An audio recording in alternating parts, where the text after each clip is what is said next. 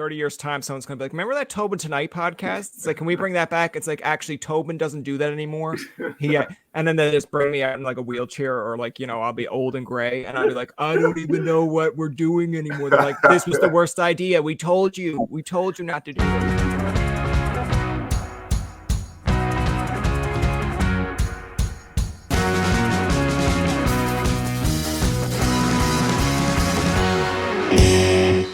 All right, welcome to another episode of Tobin Tonight, here with Shane Marriott. I was going to make the joke that it's Marriott here in Newfoundland. Shane understands, though. I feel like Shane should understand. Shane, how are you today? I'm feeling good. I can't complain. I'm alive, doing well. Work is kicking in, just excited. Well, that's good. Now, I tell people when they're on episodes, their own individual episodes, I wouldn't have people on someone else's episode. That'd be weird. They'd be like, why am I on? And I'm just listening to this. So I tell people that I know a little bit about you, but not everything. Because if I know everything, I'm just going to be sitting here going like, you told me this story 20 times. It's like, I've never told you this story once. I'm like, all right, I'm a little bit of a creeper and I just dug up stuff on you. Yeah. But I want to ask you, because I did do a little research.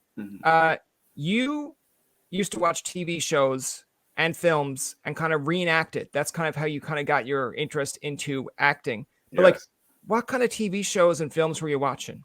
Well, at that age, like in the 90s, In Living Colors was popping, Martin, Fresh Prince. I know Fresh Prince like back to front, word for word, everyone's lines. Like, you say a line and I'll pick it right up. Like, all Will Smith movies. He was like a big role model for me, influence.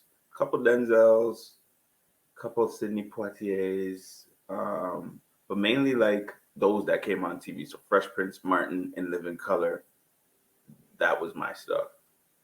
And like when you were watching it, like what kind of drew you to these shows? Because I know for myself, I grew up watching like Full House, Boy Meets World. Full House too, yeah. Family Matters. No, I was my own Urkel. I didn't need to dress up like Urkel. They're just like, all right, and I'm like, can you not? There's come on, pick on someone else. But like, have you ever enacted like an Urkel character when you were smaller, or were you just kind of like, dude, if I reenact Urkel, I'm getting my ass beat? I never really reenacted Urkel. I like Family Matters, but I wasn't big on it, and it wasn't as accessible as Fresh Prince. Fresh Prince was more like, all right, Will's cool. You like the style, you like the jokes. He's talking to the honey, the girls, and all that. And then him and Carlton beef and the jokes and Jeffrey and everybody. That was it. Plus, Will was like the man in the 90s, right? He pretty much owned fair. Late 90s. They got Bad Boys coming out and all that. Independence Day. So that was like anything Will Smith, that was my lane. I feel like I would watch Fresh Prince like so up here. We would have it on channel like 51, like TBS. And be on like right after school. Yeah. And I used to think like the intro and the extra to that song, like to the TV show, was killer. Like, I was just like, ooh, yeah. Then someone just like, you are white. What are you doing? I'm just still like, they have a white character on this show. They were like, no, they don't. I'm like, what is Carlton? Carlton is nothing but at least trying to a white character. And they're like, you can't say that at 12. I was just like, look at him dance. That is a white man's dance. Right? Classic. Yeah. I'm interested in that because, when you say that you reenacted, I guess, movies, TV shows when you were smaller, like, did you really kind of grasp it in terms of, because listen, I watched Boy Meets World. There are some serious moments in Boy Meets World that I'm just like, all right, relax, Corey. It's not that big of a deal. But then when you get older, you're like, yeah, I've had that in the crossroads, because there are episodes of Fresh Prince that, for the amount of times that's fun and entertaining, it does have deep impact. Like the one that I think about is when Carlton is, I think it's Carlton and Will, and Carlton says, well, my dad has so much money, and like, yet I'm not getting further ahead. And then Will kind of smartens up and goes, color your skin. Look at the color of their skin. Look at the color of our skin. And this is what's going on in the world. And I was just like, as a kid, you're like, can you just get to the But then when you get older, you're like, oh, wow, I didn't take that in. So were you taking this in? Yeah. I followed the story and maybe had a couple similar situations. Oh, okay. But for the majority part, I understood what was going on. I understood the content. That was pretty much it. Yeah. I just mentioned it because it's kind of interesting to me because like sometimes I'll watch like a Fresh Prince and a Family Matters and it's like really deep into subjects at times, right? Like Yeah, I'll be looking at a Family Matters episode and it's like, all right, how did we go from Steve annoying Laura to the yeah, end of the episode now talking about like, hey, turn in your guns or and yeah, I'm just yeah, like, what, where did I fall? Where did I lose track of this story? yeah, Like, yeah. did Laura get shot? Did Steve go mental? Like, what's going on the go? But Nah, but you, at the same time, you got to give credit to the actors. They probably wanted to try different things, outside their box to yeah, show their range. So that's why it had to be introduced into the stories, and the message had to go through, and yeah. all that stuff. I feel like if I turn on like Full House, I don't watch an episode where Danny Tanner like comes in with a gun and then it's like at the end of the episode, it's like, all right, just so everyone knows, Danny's okay. This is I'm just like I feel like the end of the episodes with Full House is like Michelle fell off a Makeup bike. moment. Yeah, Makeup Michelle moment. makes that. Michelle falls off a bike. She's okay, and I'm like, I'll turn over to Family Matters. It's like, hey, turn in your guns. I'm just like, whoa, what's going on? Yeah. Uh, Well, But that's interesting. Like, what kind of I'm kind of interested in that though. Like, what kind of or drew you into Fresh Prince and Will Smith? Like, did you kind of see yourself in that role, or was yeah. he kind of someone to look up to? Yeah. It was more so like a role model, right? You didn't really get to see a character like that on TV having the same interests you have, doing the cool things that you want to do, wearing Jordans, uh, everything from that to just his struggle and what he pretty much was on the show. Like on that show, Will was more like, I'm a man, I'm gonna do everything by myself. We don't need no handout type of thing. And as a young black man growing up, I was kind of like, okay, true, the same. I gotta get my money and do my own thing. But then you got Uncle Phil in there who's spitting gems, just like, yo, no one does this by themselves. You need help. Everyone needs help. Like, yeah, Yeah, keep or watch the company you keep and different things.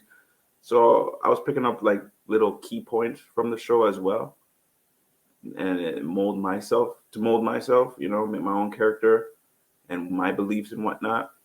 So yeah, it was impactful. yeah.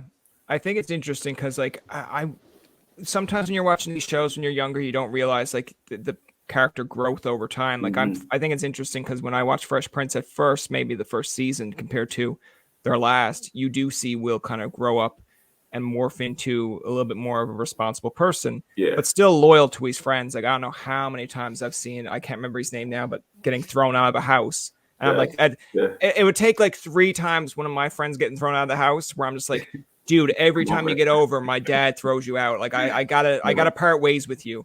Like, but it's still like they're still friends to this day. And I know Yeah. it's still like acting one up, but it's still funny to me where it's like, dude, it all takes is 2 times in my house, someone gets thrown out, and then my parents would be like, really? Stop. You He's not shouldn't need to invited come over over anymore. I'd be like, anymore. fair. I'd be like, fair enough. Like for my own insanity and for your own sanity, let's not do that. But um no, because I think they've actually come out now with I think it's called is it like Bel Air or Bel-Air, something? which is Yeah, pretty sick. I'm watching it right now.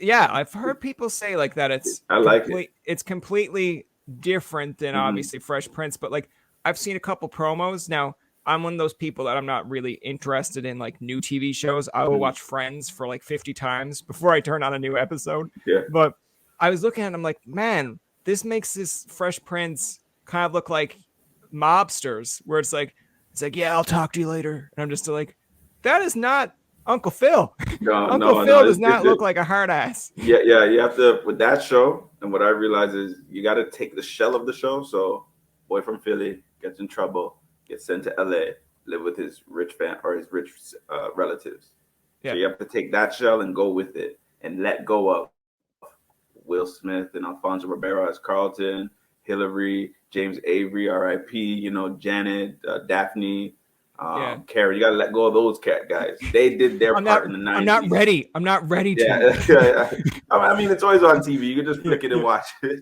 yeah. But you got to It's let just go of that and try to reason with the news story and find out what they're trying to do and the story they're trying to tell. And honestly, it's better than I expected. well, okay. That's Right? fair because I So mean that's subjective, yeah, but to yeah. each their No, own. no, no. You we're gonna Yeah. die with that. We're gonna live and die by that. That's gonna be a promo where it's gonna be like Shane says that Bel-Air is so good, and then people are going to come after you on Twitter and be like, "How dare you?" And That's I'll be all like, right. "Hey, That's it all right. wasn't man. It came from him." That's all right. I just bring it up because I remember watching like Boy Meets World and being excited when they come out. Now I know it's a completely different kind of concept here, but like when they came out with Girl Meets World for like a younger audience, I think it was focused more on the girl character. And I don't know where exactly they wanted to go with that, because it's almost like they relied too much on, I guess, our generation's characters. Yeah. And then, you know, because they had an episode that I'm trying to remember if it was like Eric had at one point had a kid that he adopted, and then they had to give it up because he knew he was going to be able to take care of it. And then in Girl Meets World, they bring him back. Now he's a full-on adult, and he's like standing up to political leaders.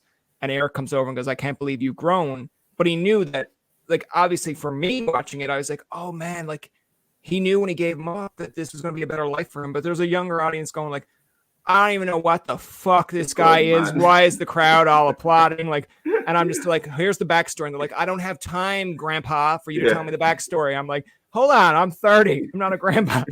But I get it. But I understand, like, they did have their own sentimental points too. But I think it gets lost when you're bringing in characters that an older generation marks out for, and then a younger generation is like, why is the crowd applauding for this old guy coming in? I'm like, that is not an old guy. That is Sean. How dare you? Yeah, they don't know. They don't know the history behind it and our attachment to those certain characters, right? Yeah. So I like that. Go ahead. I usually find it's harder for sitcoms to kind of replicate what they did, but not copy it. Yeah.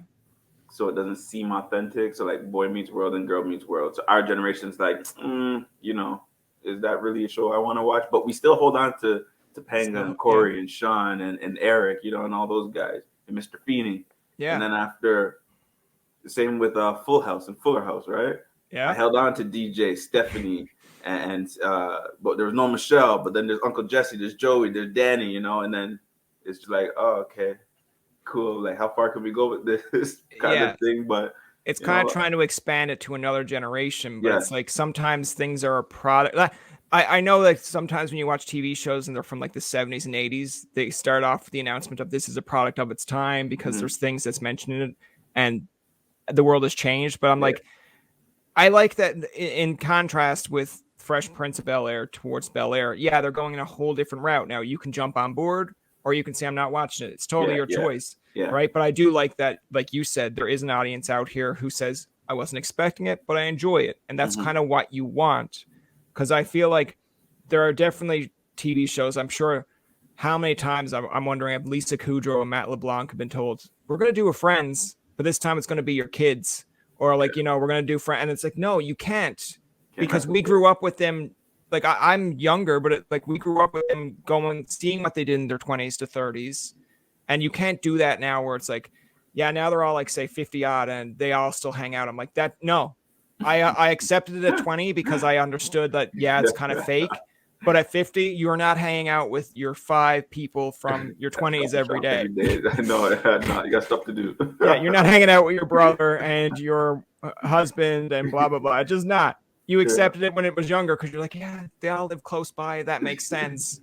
But yeah, so some TV shows you're kind of like, don't remake.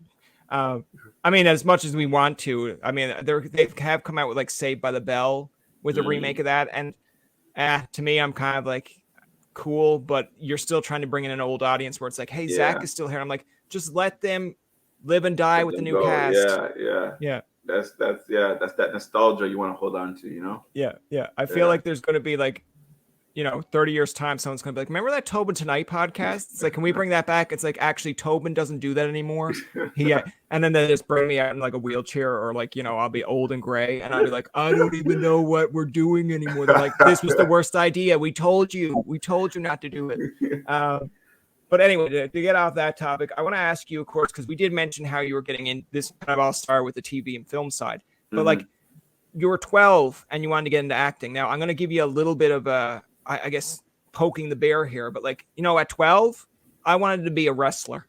I am nowhere in the shape of a wrestler. I might be a manager that gets thrown into a table if I want to take that bump. But I feel like at 12, when you were telling people you wanted to be an actor, were they kind of like, that's Shane over there, he wants to be an actor, we're going to give him like 6 years and then he might change his mind? Or were they always like, go for it? No. There was. I kind of kept it to myself because I already knew what the answers would be, right? And at that young age, you kind of believe your elders. So if Yeah. they say you can't do it, you kind of follow suit. So I kind of just kept that to myself. I always stayed active with it, did community plays and whatnot. But obviously, I was into basketball until I saw LeBron James on the Sports Illustrated magazine, and that was it. I You went were to like, drama I'm not class doing it. after that. No, Yeah, I I'm went not. to drama class. I was like, I'm not playing this guy. Yeah. There's no way that this guy Yeah. is gonna be in the NBA when I'm in there. Yeah. So that dream like faded. I've just always been interested in like impersonations and making people laugh and whatnot. So I stuck with it in high school, took drama class, and then by like grade, I think it was grade 10 was when I was like, okay, I know this is what I want to do. I don't know how I'm going to get there, but I know this is my end result. And whatever's in between that gap, I'm going to fill it up with whatever. And hopefully it builds character and adds to what I need when I'm ready to take that step. So, like at 12, yeah, I mean, I kept it to myself. Like my sister knew, my brother knew, family members, like my close cousins knew because I was always talking about Fresh Prince or acting or Yeah. doing different things. But like the adults, not really. I didn't really share it with them. So But they could crush your dreams. I want to ask you, because yeah, like you about talking like crushing dreams. Not that I'm trying to crush your dream here at all, anyway. But it's like, when you're going to, because we don't have, for example, some schools don't have like a drama class or anything to do with drama. Uh, I went to Carleton, where at university they did have kind of their own, I guess, theater group. Mm. I feel bad because they're gonna be like, "You're a goddamn alumni of our school. You don't know your own theater group." I'm like, "Sorry, I don't." And I had friends that were involved in it, so they're gonna come after me and be like, how do you not know this?" I'm like, "Sorry, it's been like 5 years." But I want to ask you, like, how did you build up? Because yes, you have the interest, but there has to be times where you're kind of self doubt. Maybe you're kind of like, "All All right," the time. like, because I know doing stand up, I wouldn't do stand up here in Newfoundland because the joke for me is, what about if I'm the only Newfoundlander that's not funny? Yeah. Everyone in Newfoundland is funny, and then it's like, this guy's a Newfoundlander, he's funny, and then I go up there, they're like, we He's actually not found the funny. one that's not funny. He Yeah. has to leave. That's Yeah. not good on us. But I remember doing stand up in Ottawa for the first time, and I thought I did really good. And then when I left, because I went again, I'm not famous. I'm not on a bus, or I'm not like taking a limo. I went back on a bus, and I was like, if I don't do well, there are going to be people on that bus that are going to be pointing and laughing the whole way home. And one of my friends was like, "You think they give a shit that much about your stand up?" I'm like, "Thank you. That's very humbling." But now you just kind of made it the other way, where I'm like, they don't even give a shit, so I'm going to bomb anyway, and no one's going to care. Yeah. But have there been times like that for you where you're kind of like, "Oh man, what happens if this doesn't go well?" Plenty. My whole university career was like that. And a little bit before in high school as well. So obviously I knew I wanted to do acting. And there's one guy in my class that was like in a commercial. So to me, that was like, yo, you're in. Okay, how do you do this? Right. And he was kind of like standoffish. He didn't want to tell me. So I was like, all right, cool. So I went about it my way and try to figure out like, how do I get into the business? Obviously, it was like early in Toronto, them times, like what, early 2000s. Okay. Well, there were a lot of crooks. Some agents are like, yeah, come take a headshot with me. Give me your headshots. And then all of a sudden you wouldn't hear from them again. No calls, no auditions, nothing, right? So they just pretty much swindled you into getting a headshot with their photographer. And you're paying like $600-700 Wow. in like grade 11, 12. So that was like my whole McDonald's paycheck, Yeah. And then I still stuck with it. I did a couple community plays. And then when I went to York, I did a student play. She was a theater student. I learned a lot from her. Her name was Monique. We did a play called Color Coded Lullabies. And we took a scene from Harlem Duet. And I did that, and the background work and all that with her gave me an insight into how the business, or how much work I would have to put in. And it was tedious and annoying at the time because, I was filled with ego at that age. And everyone is. Yeah. And then I just pretty much swallowed my ego and pride and sat down and was like, okay, this is the work I need to do in order to get to where I want to be. Do I like it? And at the end of the day, I always kept coming back. Like I was mad I had to be there and I couldn't make money. Yeah. But at the same time, I was happy because I'm actually doing something that I want to do. Yeah. And then we did the production. That went well. I did another couple community plays, comedy community plays. That went well too. And then I just stayed stagnant for a while where I was studying what I need to study. So I was taking chemistry. I took a couple of theater electives, some courses that made us go watch theater plays, and we had to write like reports about it. We had to do plays in the class and audition, whatever. And that kind of kept me like still active and still interested. But again, I was afraid, one, and two, just the doubt from like parents, like that's not a real career, right? You need to find something that pays well and 9 to 5 type of job. Yeah. So I stuck with the chemistry, got my degree, worked in the field for like 2 years. And yeah, one day I was just there, I was working the night shift, and I was like, I'm not happy. I'm not happy at all. I don't want to wake up doing this every day. And I pretty much threw down everything I had at work. This was like 1 o'clock at night because I was working the night shift. Yeah. Like 2 hours into the shift, I just threw down everything. I said, yo, F this, I'm done, right? Then I went on Facebook, and I had a friend that was like in TV shows, a Facebook friend. He was in TV shows. So I hit him up, and he actually hit me up like 5 minutes right after. And he was just like, oh yeah, I referred me to an acting class. And from there, that was history because I finally got that credited acting class and acting teacher. Yeah, so that's when it took off. I like how you said kind of it's like 1 or 2 in the morning and you're just like at a night job. It's like, all right, guys, I'm out. Like in their mind, like just say there are probably people still out there. Like I hope not, but there are that don't know where you're to, what you're doing, and like they're like they'll just wake up one night and be like, yeah, I remember this guy Shane we used to work with, and one time he just like said, fuck this, I'm out, and then I don't know where he's to now today, and then it's like.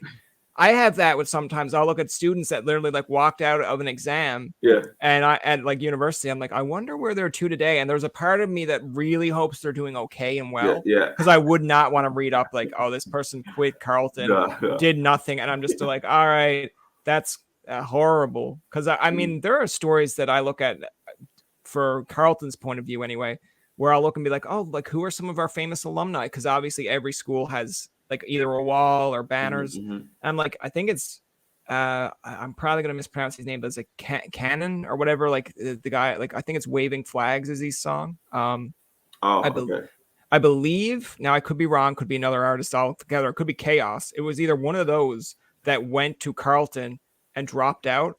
And then I'm sure there were people that are like, all right, total dropout, what a loser. And then you're jamming to his song later, like 5 years later, you're like, it's like, yeah, that guy went to Carleton. And you're like, oh, we don't put him up on a famous alumni, do we? It's like, no, but we should. Come on.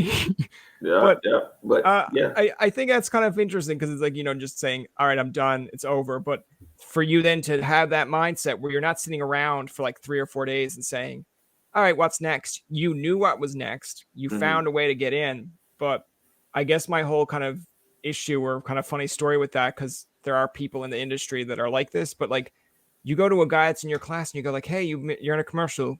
I'm glad for you. Now tell me how. And they're like, no. You're kind of like, all right, like, geez, like, and I get it because there is a mentality of when someone reaches out for me for a podcast and like, tell me how you do this. And there's a part of me like, I don't want you to be more successful than me. But then I have to look at my ego and be like, wait, if they become more successful, maybe they'll say, hey, this guy helped me. So he gets a free pass every time he wants to come on my show. And I'll be like, yes. But you're kind of playing the catch-22 there where you're kind of hoping that's how they think. But then you're hoping that if they don't have an ego themselves, because I know with me, there are times where people will be like, you got to learn to edit. I'm like, no, I will never learn to edit. But now doing a podcast, I'm like, I got to learn to edit. Thank God I learned how to edit because there would be interviews where it's like, he just doesn't have a clue. I know what you mean. But all I wanted from that guy was just his agency. Like, yo, where do I apply? What do I do? Let them turn me down. Like, kind of standoffish, but it's all right. I want to ask you for a reason. I want to ask you though, like, because of course, when you're talking about ego, like, how hard is it sometimes for you to kind of put that ego aside? Because everyone has their own identity or their dream and thinking they're good at something. Like for me, I think I'm okay at doing podcasting. I'm not the best. I'm not the worst. But there are times that someone will come across my desk and say, can you interview this person or can you do this? And then there's a part of me that's like, is that really where I want to go with this podcast? But then as a person with a disability, I look at it and be like, I'm out here preaching for us to have a voice, and you're going to try to deny someone else from having their voice. Then I'm kind of like, wow, 5 years from now, someone will be on Twitter or something at me and be like, look at the hypocrisy on Mr. Tobin. He wanted people to talk, and he's like not allowing the people to talk. And I'm like, all right. So the ego's like, there's a side of ego where it's like, no, you're better than this. And then there's another side where it's like, but Brian, you're doing the same thing. And I'm like, you're right. Yeah. So how do you do that? Like, how do you kind of force yourself to forget about the ego? Thank God for the people around me. You know, my They parents, keep you humble. yeah, my parents, my friends, and whatnot. So it's always like every time I look at them or I'm with them, it's remember who you are type of person, right? Don't let this is all nothing really. Like what? You're on TV, cool, all right. At the end of the day, it's just a job, right? Because after I finish, I have no job. I have to reapply again, right? And there's no guarantee. So I just take every moment for what it is. Each blessing. Don't get too high. Don't get too low. And at the end of the day, it's just a job. Once the job is done, once I finish doing whatever, and it's back to my normal self, just be a normal person, man. Be kind to people. There's no need to have no ego trip. Like, I'm not better than anyone. No one's better than me. Just do what I got to do. Focus on my stuff and continue walking in the blessings, you know? Yeah. They will keep coming. I feel like you say that now, and then like 5 years from now, when we ask you to come back on, you just come in with like shades on, and there's like lighting, and then it's like depends on where I am. Like if I'm in Dubai, I'm gonna need the shades. Yeah. It's like Shane, it's me, Tobin. You're just like, yeah, listen, I only got like 20 minutes, and that's it. I'd be like, all right, Shane, geez, God.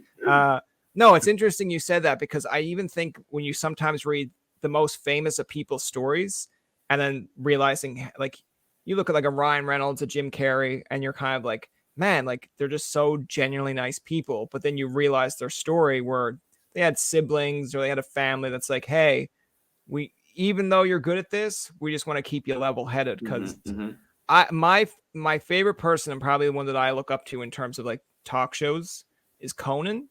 But like to me, it's hilarious because Conan had mentioned, I think one time as a joke on the show, that he was in a Boston airport and he was going to the back of the line anyway.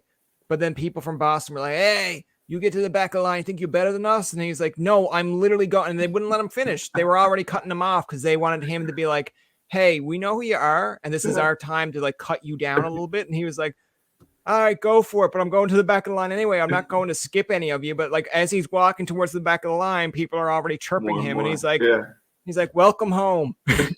Like there's no difference. I want to ask you, of course, now a little bit about the Porters, because now it's on CBC Gem. I believe it's on BET as well. In May. Yeah. Oh, perfect. Okay, but like, I want to ask you, like, in this role, I believe you're Styx. Yes. Tell me how you got cast for this role. Tell me what interested you in this, because I think it's an interesting concept, and I know CBC likes to kind of, when they're putting out new TV shows, they want a concept, they want an idea, like. I always kind of make fun of CBC where it's like they go for a different province or a different like ethnicity or race or whatever. And they're like, okay, who can we target this for? Like, I'm sure there are people across Canada like Son of a Critch, but I'm sure there's Newfoundlanders that are like, yes, we lost Republic of Doyle, but at least we have Son of a Critch now. And we have Hudson and Rex. And we have all these. And I'm like, that's great. But what does the rest of the Canada think about this show? It's like, who cares? It's ours. We get to claim it. So tell me a little bit about the Porters and like what made you interested in getting cast for this role. Yeah, so the Porters set in the 1920s. It follows Portermen and their fight for liberation, as well as the first Black-led union in the world. We follow two characters, Junior and Zeke. I like to compare them to like a civil rights type of movement, where one man is kind of like Malcolm. He's going to do any means. He's going to fight by any means necessary to reach his goal. And then we got another guy that's more like Martin. He's going to play by the books, but they still want to reach the same outcome, you know, and that's to get the union in play, equality for Black people, and that fair treatment. But at the same time, there are other stories mixed in it where we follow a girl named Lucy. She's a housemaid and she thinks she's bigger and better than that. And she really sees the Hollywood lights for herself. So she ventures into that journey. Then we also follow Queenie, who I work for. She's like the butcher of the South, is what we call her, and we run like a gambling business. So we're in Chicago.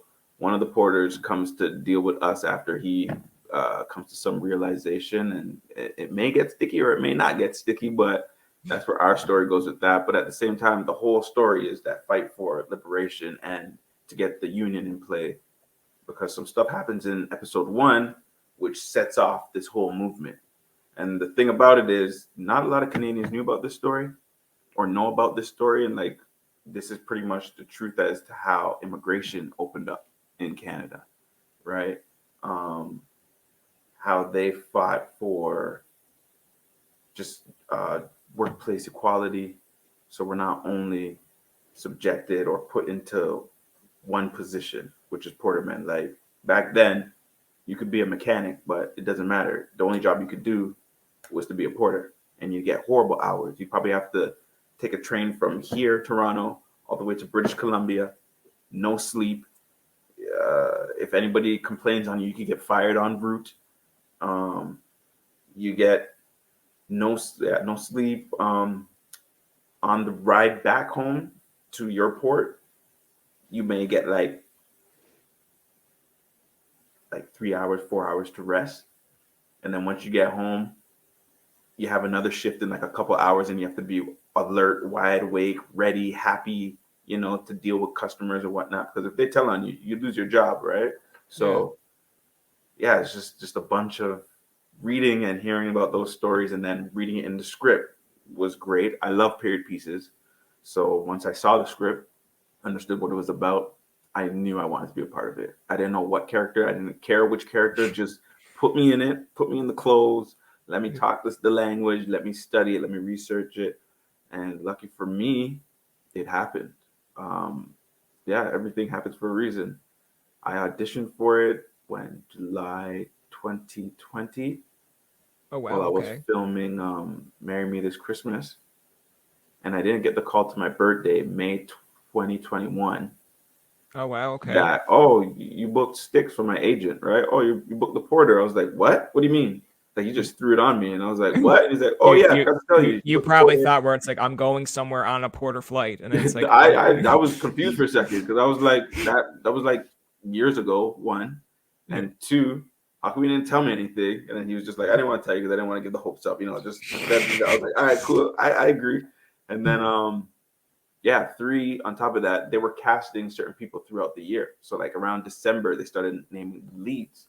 Okay. And then I was like, I didn't get that. And I was like, shoot, I might not be a part of this story. Damn.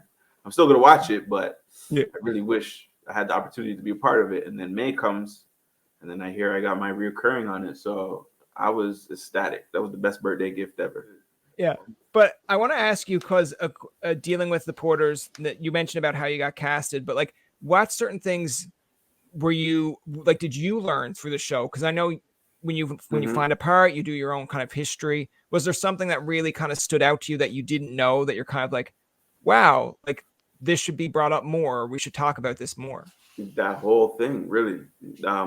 That history isn't taught in our curriculums, our school curriculum. For instance, I had to read a book called "They Call Me George," Okay. which is pretty much a Porterman writing about his experiences, how they changed immigration laws in Canada, how Canada steered away from the Jim Crow laws and kind of fought segregation itself. Because based on the history that we learn, all we learn is slavery happened in the South. Everybody migrated north. Everybody's free. Yay! It didn't happen like that. It did not happen like that. Like, they had to struggle up here too, and they had to make way for themselves. Like I said, they were treated poorly, and they were only subjected to one job. Women, usually housemaids; men, porters. Other than that, what are you really doing? You're scraping for pennies type of thing, right? Especially in those times. So learning about that, the true history, the fights, certain people in history. Like, for instance, I read that book, and then I found out that George Brown was an advocate for Black people and equality and whatnot, and what he stood for. And George Brown's a college down here in Toronto, right? So just learning Oh about like wow. certain university and college people There you go. I learned something new today. that they mold or that they build their school after, and just what they fought for and what they stand for. And it's just a lot of Canadian history that wasn't taught. Yeah. That in my research that I picked up, that was like the best part of it all, really. I can look at it from the standpoint of a Newfoundlander that grew up here, in Newfoundland, going to school here. We didn't really learn much about a Newfoundland history. I mean, for the most part, when someone mentions about like segregation or people coming in, like, black people coming in, the only thing that we really learned was like, and now again, it's all depends on who tells the story, right? So our end of the story, pretty much from, overhearing it is, oh yeah, like we were very welcoming to the black community. We like brought them. I'm like, all right, like I'm sure there's people that were, but I'm sure that there's people that weren't. Yeah. I mean, there's the whole thing, and I don't know. It all depends on your humor towards it, but someone once said, and Newfoundlanders are generally overly friendly, but they said like one time a boat came to shore, it had white people and black people. They washed off the white people, like cleaned them up, and then when they had a black guy, they kept on washing him, and he was like, no, that's my skin color. And then they apologized because they were like, oh, we just thought like you were out on the water so long. And I'm like, all right, I'm sure there are people out there that find that kind of humorous or will laugh. I'm sure there's black people that get that because you didn't do anything bad to him. But I'm sure there's another whole bunch of people that are like, dude, why did you do that so bad to him? It's like, I don't know, I wasn't there. It's like, this is a story I heard. But yeah, it's great to actually get to know more history because everyone has a history and it depends on like how you want to embrace it or take it. But yeah, it's great that you actually get to play a role, learn a little bit more about it, and that people can see it. Because I didn't know, like, and again, I'm not being oblivious or trying to put you down or other people down. It's just like, where in my lifetime would I be like looking up this information to be like, same, right? Same. So, but then when you're exposed to it or see it, you're kind of like, you know what? That is interesting. Yeah. Like Like if it wasn't for these Portermen, they wouldn't have joined with everyone else, formed a union, and let Canada ease up on their immigration laws and let other immigrants come to Canada. Like that's how Canada was built, really. Yeah. And that needs to be in the books instead of, John A. McDonald and all that's like, what? Yeah. That, okay, cool. Samuel de Champlain, whatever, man. Right? Yeah. Teach us about the Portermen that actually did things. Yeah. Which made the economy what it is and the country what it is, right? So learning about that. Yeah, it's kind of like teaches all sides of the story, like whether it's good or bad. Like, I mean, it's not that, let's put it this way, none of these people have Twitter today. They're all probably gone. It's not like you're going to tweet at them and be like, hey, I didn't like what you did. They'd be like, great. Okay. I don't understand what you don't like. But like, I would just like to know both sides. Like even when you're in school, teach us both sides. Yeah. Like, and the other thing about it too is I know they're heavy on trying to get into, when they do one part of a story, they want to get into every detail. I'm like, listen, like you're going to have kids out there that are not interested in their own history and anyone's history. But like, if you start just to dwell a little bit about it, like I think there's something I seen on Instagram, and I think it's in the States. And it was a black girl standing up in class. Maybe it was like a black teacher. And she was talking to these black students and telling them like, and it was almost like they were going to try to get her out of the class because they didn't support this. But she was like, she's like, this is February. This is our month. And these are the people that have like impacted society that they're not teaching you about. They're too focused teaching you on this, this, and this. And you can hear parents in the background kind of being like, shut the hell up, like stop it. And I'm like, no, it's interesting because we only hear about maybe like, who invented basketball, who invented this. But you don't really hear a lot about like the black people who made contributions, the black people who made inventions. And when she started going on this kind of rant, and I was like, wow, did not know that. I'm like, let her continue.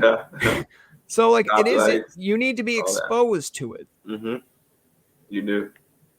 I want to ask you too, because of course, going a little bit off of the Porter side of things, like you've obviously done other roles as well. Like I mentioned, like there was Hudson and Rex, one of the show, you were in that, you were in Murdoch Mysteries. My favorite thing about, to make a joke with CBC, is like almost like when you see, for some example, someone like yourself, or I think it was like Nadine we had on. It's like, yeah, if there's a show on CBC and you're a Canadian actor, it's like, here, we're going to throw you into it. And I'm just like, yeah, okay. I wouldn't be surprised if like a few episodes down the road where it's like, yeah, this is Shane is on Son of a Critch. I'm like, of course he is. It's like he's also on this show on CBC. I'm like, oh yeah, he's probably just in the studio, and CBC's like, we're shooting a show here. If you can make it in 5 minutes, you're here. Okay, this show is filmed over in this studio. Can you be an extra on this show? And it's like, yeah. And then I'm I like, wish it was like that. yeah, I wish it was like that. As long as the character's good and the story's good, and I'll take it. Yeah. You know? You just show up and you're like, all right. You show up with the wrong outfit. Be like, Trust sorry, me. sir, we're not on the Porters today. It's like, can I play Sticks on this show? It's like, sir, this is Son of a Critch. You can't play Sticks on Son of a Critch.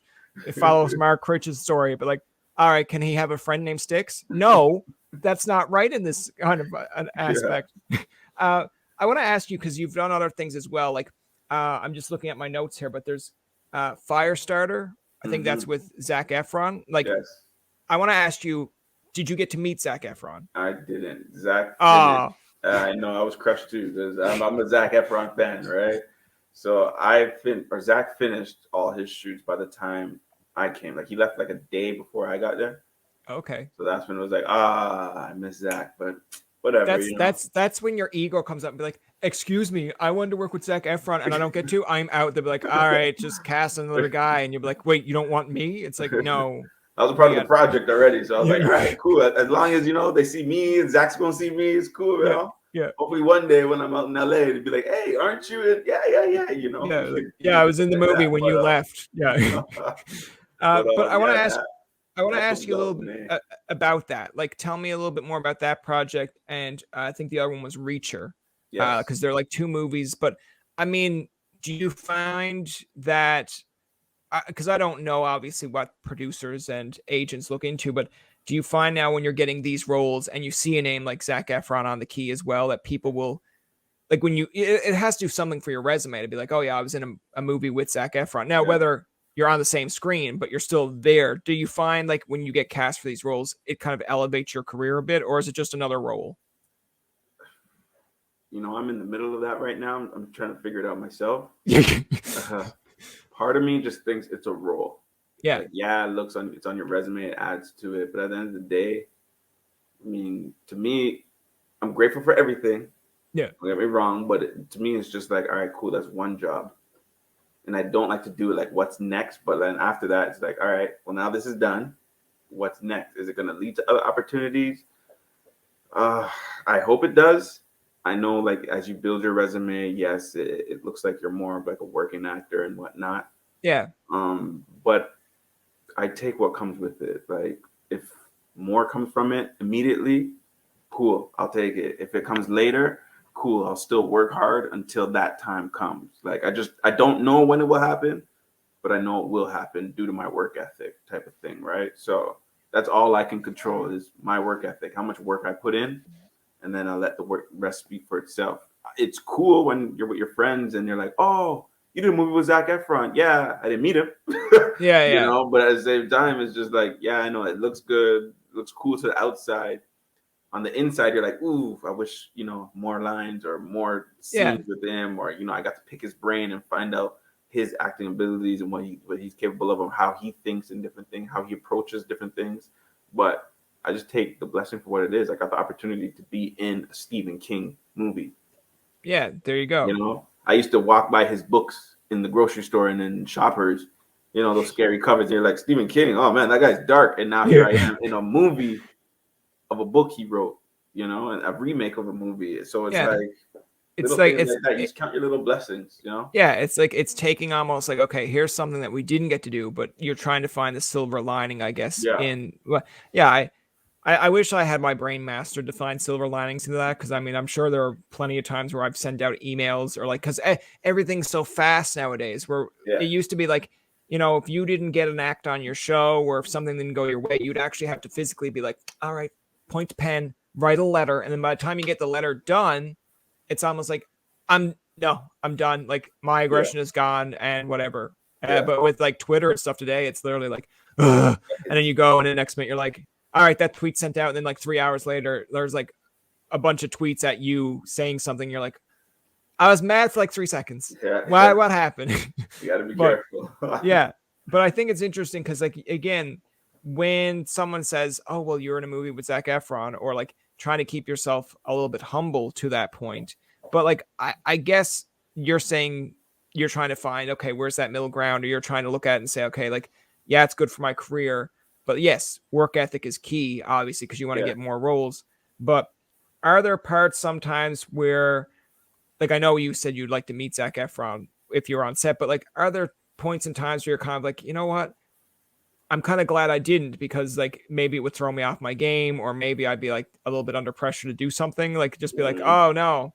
Not really. I look at it more as like an opportunity to learn. These guys have been in the business. They influence, like any TV show I've seen up to this point, even still till today, they influence me. You know what I'm saying? They inspire me to keep going. Like all those artists, no matter what, everything I've seen. Yeah. Right. So to me, I feel like I'm still a student, and their talent motivated me to be on the screen and do what I love to do, and gave me my confidence. Like, yo, I could do it. So can you. You bet on yourself type of attitude, right? So to me, it feels like a little bit of a loss. Like, damn, I didn't get to meet him. I didn't get to ask him like certain questions, like how you approach this, like what else do you want to do? How do you want to, expand your artistic side and whatnot? Like, what's next? Yes, but I do believe in the future we will cross paths again. So I'm not really worried. It's just a matter of time of when, Listen, we started this episode off by talking about like remakes, and like, and I hope you know where I'm going with this, but imagine if they asked Zac Efron, like, 5 years down the road, it's like, I know High School Musical's over, but now we're going to do a college musical. And then it's like, we want you back. And then it's like, all right, well, we need, like, his other friend, I can't remember the guy's name, but it's like, he's not going to be able to do it. It's like, phone up Shane. Get Shane I'd have to learn dancing quick. Get Shane please, that part. Please, I'd have to learn dancing quick. And then you go to the actual, like, to the movie set, and you're like, all right, this is the time I'm going to meet Zac, because we all have to like coordinate dancing together. It's like, actually, because of the way technology is now, you can just dance at home, and we'll add it. And I'll be like, are you kidding me? I would love it to be, kind of interesting to me, but imagine if like Will Smith or someone came and be like, listen, we're doing like Bel-Air and we want you to be in it, and you can just be like a thug in the back, but like still you're going to be in the show. You'd probably be like, do I get to meet you? And he'd be like, no. I'll take it. Yeah. I would take it. Yeah. Second. You don't know who, on top of that, you don't know who you're going to meet on set too, right? That's fair. You make some great connections on set. Everyone's in the industry, crew and cast. It doesn't matter, right? So, like I said, just be kind to people, treat them right. You don't know what it would lead to. Yeah. You never, ever know. Yeah, I'm going to now send every person I was ever mean to in school a message and see how they're doing. And then if they're like, dude, like I still Billy Madison. It's like, dude, I still work at McDonald's. I'd be like, all right, that's not helping me in my career, but I am actually hungry. Can you get me a burger? And they'll be like, no, you have to pay. I'd be like, why did I be nice to you for this day if it's not going to help me? Because they've been holding the grudge the whole time. Yeah, that's such a mentality. There are going to be people out there now that are going to actually think I do that, and then they're going to be like, so wait, Brian's only nice when he wants something. I'm like, no, Brian's nice in general, but you're allowed to actually still be mad about certain things, and be like, all right, don't hold that too much. I'm like, you don't tell me what to hold in. I'll hold in what I want to hold in. I want to ask you, as like, I guess a little bit of the last questions here to have a little bit of fun with this chat, is I see the background there of the famous shot. I'm going to ask you a question that I'm sure many sports reporters, start dabbing their head and saying, do we have to be on air for this? But like, MJ, Kobe, or LeBron? Depends on what you're looking for. I want to win. Oh, you're trying to win games? Yeah. If I'm trying to win games, I'm going with Michael. Michael, you don't play around. Michael all day. All right. Where would you go with Kobe? What choice would you have if you went with Kobe first? Kobe's like, he's a spawn of Jordan, so it's kind of the same. But would I want Kobe or Jordan? I'd want the real thing, right? Kobe's a mimic of Jordan plus his own character. Yeah. So here's the thing. I would do Jordan on the court. Yeah. I would do Kobe on the court, but at the same time, if I want some like inspirational stuff in the background in my head, like someone talking to me, because he was very insightful. Yeah. Smart guy. So I would want that. LeBron, I'd want LeBron on like the rec, or like I want a cool teammate. Not saying LeBron's not great. LeBron's great. I love LeBron, right? Yeah. But if we're playing like a rec game and I want to have fun and someone wants to get me involved, LeBron's going to pass me the ball. He's going to give me the lob, Yeah. Michael and Kobe, I'm going to have to give them the rock and then be like, all right. He's going to be like, you suck. You're not scoring. Sit down, right? Yeah, LeBron's feel like the type of like, yo, come on, man, let's go. Like, I feel like when you look at some of these stories, like I mean, I grew up liking Kobe over all of them, but it's like for me, I like Curry today, but we're like I always admired Kobe just because of the work ethic. You'd hear stories when he was still around. You'd hear stories of like past players go like, I'd go to the gym and this guy was still in the gym, and then I would leave and he would still be there, and I'm like, man, like whatever. Yeah. But then like now that he's passed, sometimes I wonder if these stories are a little bit more elaborate, or if like people add on to it, because there's sometimes where I'm like, it could be like a third. I guess I'm watching hockey, so maybe it's like a guy off the bench, maybe, and then like, yeah, Kobe came to me one day and said you had a great game. Like Kobe doesn't even know who the fuck you are. Like, shut the hell up. Or there's games where I don't know. Yeah, exactly, right. But he was in LA.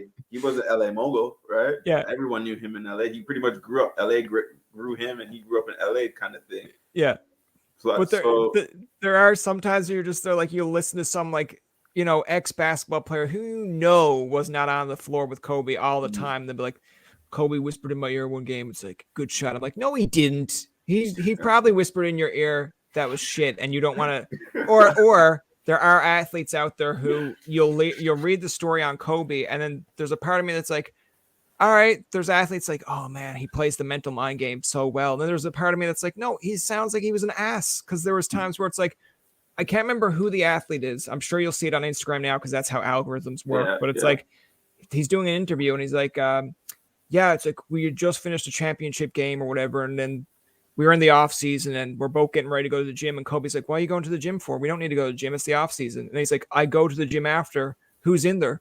This motherfucker's already in the gym. It was almost like he was trying to get his competition to not go to the gym. He was amping him up as if to go like, you're so good already. And then he's in the gyms. I was like, sounds like a dick move, Kobe. It's like just let him go to the gym, and then if you wanted to beat him so bad, stay in the goddamn gym, like the other story said. Yeah. He was he's a workaholic. Yeah, he's a mental menace. No. Yeah, that's it. Mental menace, mental warrior. He was that. Yeah, I'm not taking anything away from him. It's just like sometimes you look at the stories, I'm just like, all right, everyone's kind of like, oh, that's so cool of Kobe. I'm like, yeah, but if LeBron does it, you're always like, LeBron's an ass. How could he do? I'm like, yeah, but if LeBron passed away the next day, you'd probably be saying the same stories where it's like, man, LeBron was like, I'm like, it's all hindsight, but there's a part of me that's man, they love you, then they hate you, then they love you again. Yeah. I think my favorite. You can't let that stop your craft type of thing. Yeah.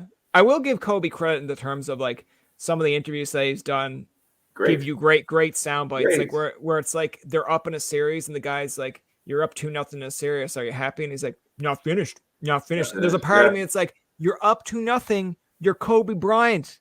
But he's like, no, don't mean. And I'm like, you're right. He is right. The Warriors were up 3-1, and then LeBron came back and beat them. Yeah. Don't remind me. I just told you I was a Curry fan. What are you doing? Hey, anything can happen. If you don't put the work in, anything can happen. An injury could have happened, and that would have been it. Lakers lose, right? Yeah. Kobe's right. You got to approach it until it's done. That's going to do it for this episode of Tobin Tonight. Our thanks to Shane Marriott for coming on to the show. Remember, you can find past, present, and future episodes on TobinTonight.com, Spotify, and iTunes. Follow us on Twitter, like us on Facebook, and leave a comment or two. For Tobin and myself, this is Jacob saying thank you for listening and good night.